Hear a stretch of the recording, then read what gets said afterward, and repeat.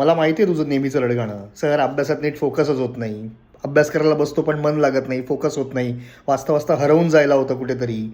2-4 वाक्य वाचली, एखादा पॅराग्राफ वाचत गेलो तर कुठेतरी असं मी हरवून जातो की नंतर कळतच नाही मी वाचत काय होतो. हे माहिती आहे मला हे. पण तुला माहिती आहे का बाळा हे कशामुळे होत आहे? हां, ते रात्री ना उशिरा झोपतोस ना, मोबाईलवरती ते स्क्रीनवरती काहीतरी बघत बघत बघत बघत त्याच्यामुळे गडबड होते. सारखं जे स्क्रॉलिंग स्क्रॉलिंग स्क्रॉलिंग काय होतं आहे माहिती आहे तुला? तुझी अजिबात सवय राहिलेली नाही आहे एका विषयावरती किंवा एका ठिकाणी जास्त वेळ मन किंवा लक्ष टिकवून ठेवण्याची. स्क्रॉलिंग खूप करतो ना आपण, सगळे शॉर्ट्स व्हिडिओज बघतो, इन्स्टावरती असो यूट्यूबवरती असो सगळीकडे. मग आपण काय करतो, घेतला बघितला 1 minute scroll, 2 minute scroll, 4 minute लगेच स्क्रॉलिंग.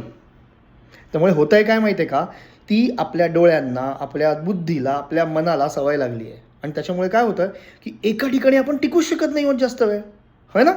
त्यामुळे ना हे शॉर्ट्स व्हिडिओ बघणं पहिलं कमी कर.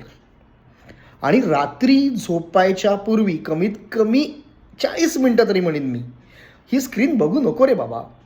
जेवढं हे करशील ना तो त्रास होणारच आहे तुला.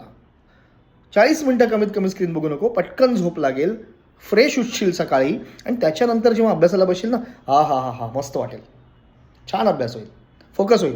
करून बघ, मी सांगतो करून बघ, है ना, मजा येईल. आता थांबव बघू, नीट अभ्यास कर.